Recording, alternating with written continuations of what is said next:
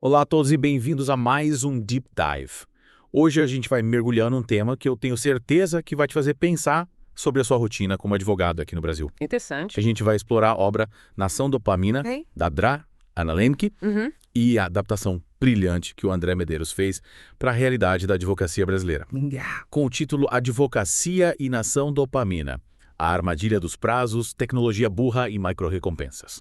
Eu acho fascinante como Medeiros, né, ele conecta as ideias da Lemp com a nossa realidade, né? Afinal, quem nunca se sentiu refém daquela enxurrada de notificações, e-mails, prazos urgentes? É como se a gente estivesse buscando constantemente uma dose de alívio, um pico de dopamina no meio do caos da advocacia. E essa busca incessante, né? Como a Brand, que explica no livro, pode acabar levando a gente para um ciclo vicioso de prazer e dor.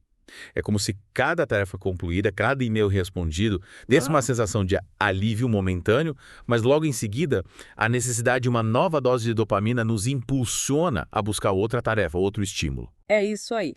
É exatamente isso. E o problema é que essa busca constante por recompensas imediatas, né, ela pode levar a gente a priorizar atividades que dão essa dose rápida de dopamina em detrimento de tarefas mais complexas, É. estratégicas, que exigem mais esforço, concentração, mas que são realmente importantes para o nosso crescimento profissional. O Medeiros ilustra isso muito bem quando ele fala da tecnologia burra no livro. Sim, sim. Ele usa o exemplo do PGA. Que apesar de ser uma ferramenta essencial para o advogado, pode se tornar um verdadeiro ralo de tempo e energia. A gente fica preso no ciclo de tarefas burocráticas, alimentando essa necessidade de resolver algo rapidamente, sem necessariamente gerar resultados de impacto. A diferença entre ser ocupado e ser produtivo, né, como você colocou. Hum. E essa armadilha se torna ainda mais perigosa quando a gente considera a cultura do corre-corre da advocacia brasileira, né, que muitas vezes coloca a gente no modo reativo, apagando incêndios, em vez de trabalhar de forma estratégica, né? E a pressão constante por cumprir prazos, muitas vezes irreais, só intensifica essa busca por alívio imediato, né? Alimentando ainda mais esse ciclo vicioso. Sem dúvida. É como se a gente estivesse constantemente em estado de alerta, buscando uma válvula de escape para a pressão. E essa válvula de escape muitas vezes se manifesta na procrastinação. Sim. A gente adia as tarefas mais complexas para buscar alívio em atividades que dão uma dose rápida de dopamina, como checar as redes sociais ou responder e-mails menos importantes. E essa procrastinação, claro, só aumenta a nossa ansiedade a longo prazo, né? Uhum. Criando um ciclo que impacta diretamente a nossa produtividade, a qualidade do nosso trabalho e, consequentemente, a nossa saúde mental. É como se a gente estivesse preso numa armadilha.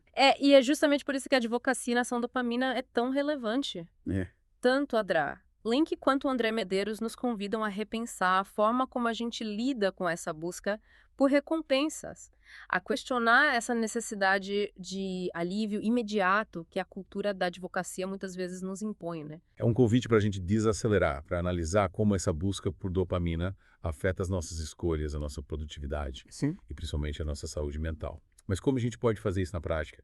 Que ferramentas a gente pode usar para recalibrar essa balança de prazer e dor, como a Dra. Lenker sugere? Essa é a grande questão, e é sobre isso que a gente vai conversar na próxima parte do nosso Deep Dive. Isso aí. Aguarde. É a Dra. Lemke e o André Medeiros, eles oferecem um conjunto de estratégias para a gente, né, meio que hackear o nosso sistema de recompensa e assumir o controle da nossa relação com a dopamina.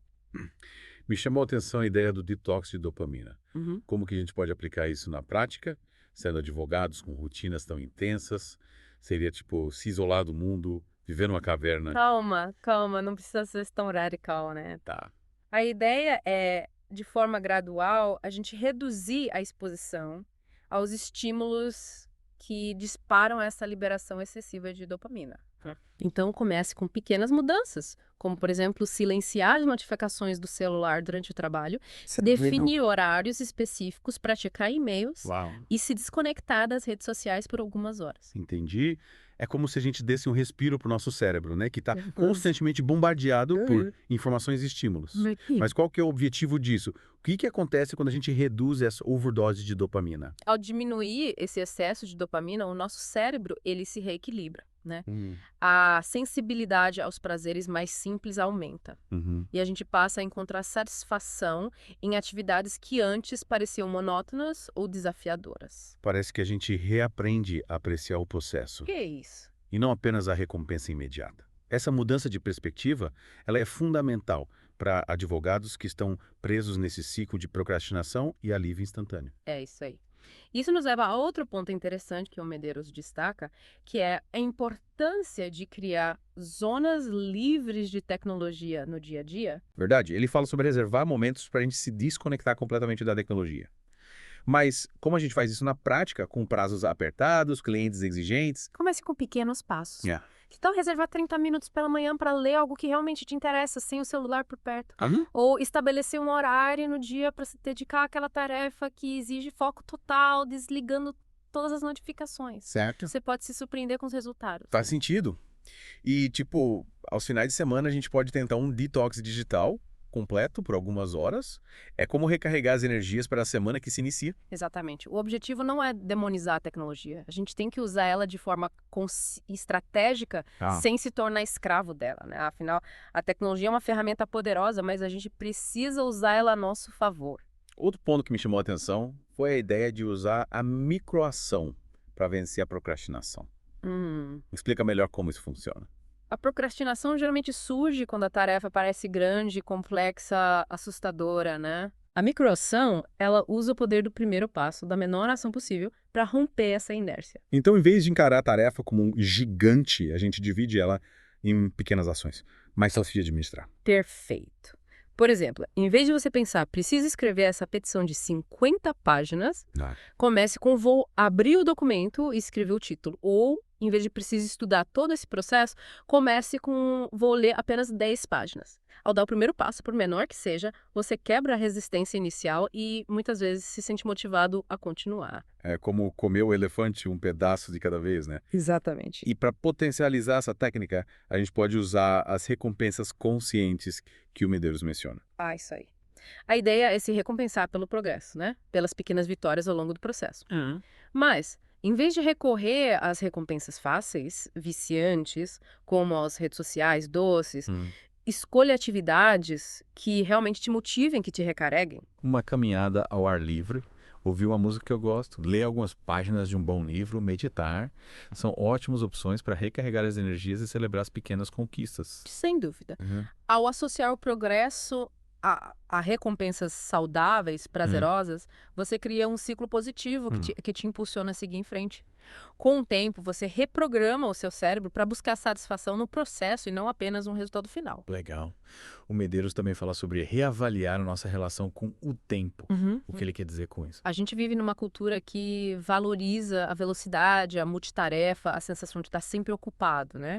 Essa pressão constante nos leva a buscar soluções rápidas, superficiais, que muitas vezes não resolvem um problema de verdade. É como se a gente estivesse sempre correndo atrás do prejuízo, sem tempo para respirar, pensar, planejar. É isso. E essa falta de tempo para nós mesmos leva a gente à exaustão, ao estresse crônico e à sensação de que a gente nunca está fazendo o suficiente. É isso mesmo. O Medeiros, ele nos convida a desacelerar, a planejar o nosso dia com mais consciência, priorizar as atividades que realmente importam e criar espaço para o descanso e para o lazer. Ele nos incentiva a incorporar práticas que nos ajudem a recalibrar essa nossa relação com o tempo, como, por exemplo, a técnica Pomodoro. Essa técnica, para quem não conhece, consiste em dividir o trabalho em blocos de 25 minutos com pequenas pausas entre eles. Exatamente. A técnica Pomodoro nos ajuda a ter mais foco, sermos mais produtivos e evitar a exaustão mental. E, além dela, existem outras ferramentas poderosas para a gente reprogramar a nossa relação com o tempo. Que outras ferramentas você destaca? O planejamento semanal é fundamental. Dedique um tempo no início da semana para definir suas prioridades, organizar sua agenda e criar uma estrutura para os seus dias. Com um bom planejamento, você evita aquela sensação de estar sendo levado pela correnteza, né, e tem mais controle sobre o seu tempo e energia. Outro ponto importante que às vezes a gente negligencia é aprender a dizer não, né? Muitas vezes a gente se sente pressionado a assumir mais compromissos do que a gente consegue lidar, o que leva à sobrecarga, à frustração. Com certeza, aprender a dizer não com gentileza e firmeza é um ato de autocuidado, né? Proteger o nosso tempo, nossa energia para as coisas que realmente importam. E por fim, lembre-se, o tempo é o seu recurso mais valioso. Use ele com sabedoria, investindo em atividades que te tragam alegria, te conectem com seus valores e te façam se sentir vivo e realizado. Que dicas valiosas. É inspirador perceber que a gente pode reprogramar a nossa relação com a dopamina, com a tecnologia e com o tempo para ter uma vida mais equilibrada, mais gratificante. gratificante, mas na prática, como aplicar essas ideias no dia a dia da advocacia? Essa é a pergunta de $1 milhão e é sobre isso que a gente vai conversar na parte final do nosso Deep Dive. Pois é realmente animador saber que a gente pode ter uma advocacia mais equilibrada e gratificante. Mas na prática, como aplicar todas essas ideias no dia a dia, com tantos prazos, processos e clientes para atender? A chave está em integrar as estratégias que a gente discutiu na nossa rotina de maneira gradual e consistente. Lembre-se, a mudança não acontece da noite para o dia, né? É um processo que exige autoconhecimento, disciplina e, acima de tudo, gentileza com nós mesmos. O Medeiros, na adaptação de Nação Dopamina que ele fez, ele menciona que a advocacia não precisa ser uma corrida frenética rumo ao burnout. É verdade. Ele nos convida a buscar um novo paradigma, né? Mais equilibrado, sustentável e humano. O que ele quis dizer com isso? Eles vão findar a questionar essa cultura do sempre ocupado, a necessidade de estar constantemente conectado e disponível, né?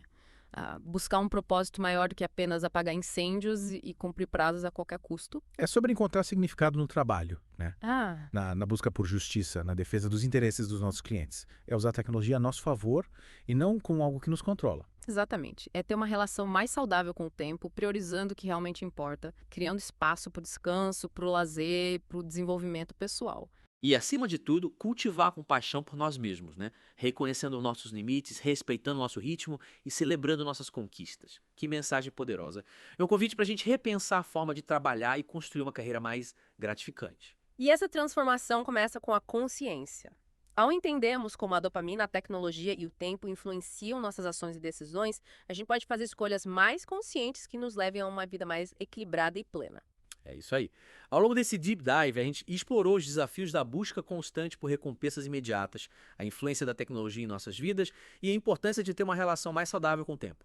A gente abordou estratégias práticas como o detox de dopamina, as microações, as recompensas conscientes, a técnica Pomodoro e o planejamento semanal. Ferramentas poderosas que, quando incorporadas ao nosso dia a dia, permitem ter mais foco, energia, criatividade e bem-estar. E agora, a pergunta que fica para você que nos acompanhou nesse mergulho.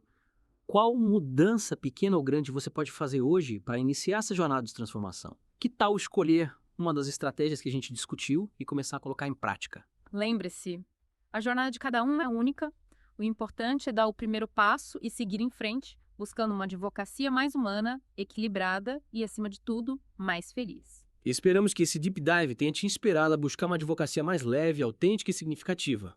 Agradecemos a sua companhia e te convidamos a continuar refletindo sobre essas questões. Até a próxima!